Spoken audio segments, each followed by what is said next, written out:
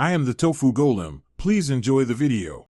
In this video, I will show how to wrap a Jeep Wrangler. Start by washing and decontaminating the surface, then remove trim and badges to access edges. Measure each panel and cut vinyl with a 1 to 2 inch overlap for adjustments.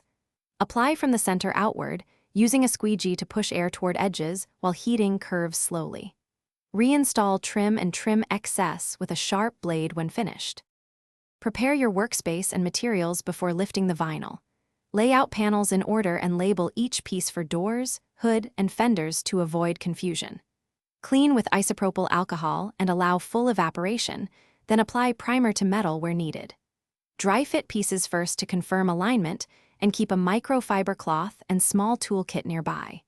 Patience during prep prevents errors during the application phase. If you are finding the video helpful, please subscribe and like to support the channel. Quick recommendation: read anywhere with the new Kindle Paperwhite, perfect for shop breaks with a crisp display, waterproof design, and long battery life for days of reading.